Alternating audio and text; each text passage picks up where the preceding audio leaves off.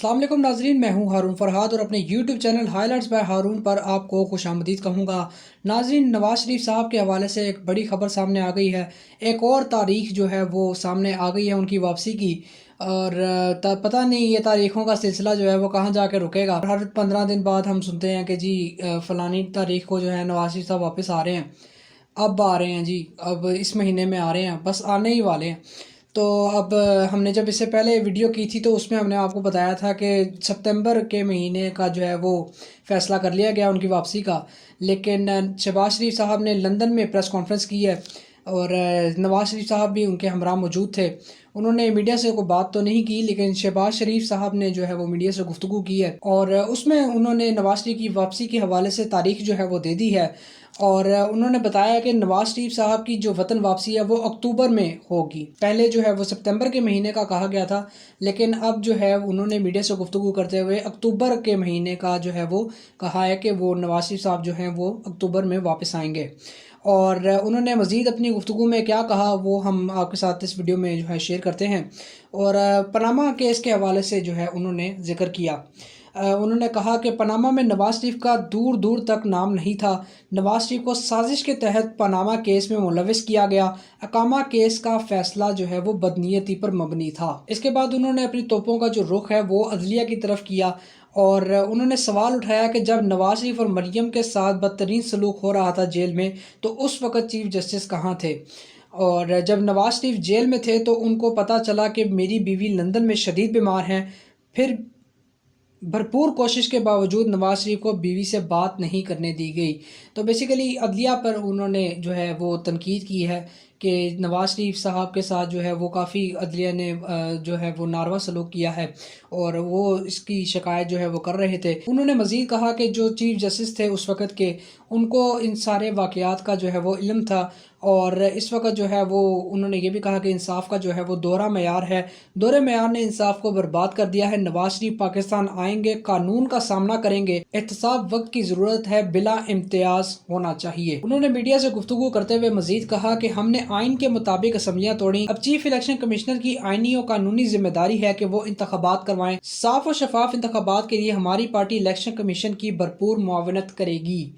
तो अब उन्होंने कहा है कि जी पाकिस्तान में जो है वो साफ़ और शफाफ इंतखाबात होने चाहिए और इसकी जो ज़िम्मेदारी है वो इलेक्शन कमीशन की है और इलेक्शन कमिश्नर की ज़िम्मेदारी है कि वो इस बात को इंश्योर करें कि पाकिस्तान में जो है वो साफ़ और शफाफ इंतखाबात हों। आपको मैं याद दिलाता चलूँ कि जब पंजाब और केपी के इलेक्शन होने थे तो उस वक़्त जो है वो वज़ीर आज़म शहबाज शरीफ साहब थे और उस वक़्त भी इनको इसी तरह की बात करनी चाहिए थी इलेक्शन कमीशन को कि उनकी आइनी ज़िम्मेदारी है कि वो साफ़ और शफाफ इंतखाबात करवाएं। लेकिन मसला ये था कि उस वक़्त इनको अपनी जो है वो हार का डर था, क्योंकि उससे कबल जो ज़िमनी इंतखाबात हुए थे 12 नशिस्तों के ऊपर, उसमें इनको बदतरीन शिकस्त हुई थी नून लीग को। तहरीक इंसाफ ने जो है वो 15 सीटों पर कामयाबी हासिल की थी और काफ़ी शॉकिंग रिज़ल्ट था, क्योंकि सारा जो स्टेट की मशीनरी थी वो इनके कंट्रोल में थी और उसके बावजूद भी ये इलेक्शन जो है वो हार गए थे। मुझे ये लगता है कि नवाज शरीफ की वापसी के हवाले से जो तारीख पे तारीखें आई जा रही हैं ये बेसिकली डिलेइंग टैक्टिक्स हैं और इससे ज़्यादा ये कुछ भी नहीं है और ये उनकी एक पॉलिटिकल चाल आप कह सकते हैं कि वो है। जब तक मौजूदा चीफ जस्टिस हैं तो मुझे नहीं लगता कि नवाज शरीफ साहब जो हैं वो वापस आने वाले हैं और अगर वो इतने ही कीन और इतने ही श्योर होते तो उनको खुद मीडिया से बात करनी चाहिए थी, बजाय इसके कि उनके भाई जो हैं वो शहबाज शरीफ साहब वो मीडिया से बात कर रहे थे उनकी बिहाफ के ऊपर। तो उनको इतना कॉन्फिडेंट होना चाहिए था और ख़ुद आके बात करनी चाहिए थी अपनी वापसी के हवाले से। और इंतखाबात की अगर बात करें तो ये इलेक्शन कमिश्नर को अपनी जो है वो जिम्मेदारी याद करवा रहे हैं कि उनकी जिम्मेदारी है कि वो साफ और शफाफ इंतखाबात को इंश्योर करवाएं। पाकिस्तान पीपल्स पार्टी की CEC मीटिंग हुई और उसके बाद एक प्रेस कॉन्फ्रेंस की गई पीपल्स पार्टी की जानिब से, जिसमें शहरी रहमान, मुराद अली शाह और नैयर बुखारी जो है वो मौजूद थे, फैसल करीम कुंडी भी मौजूद थे।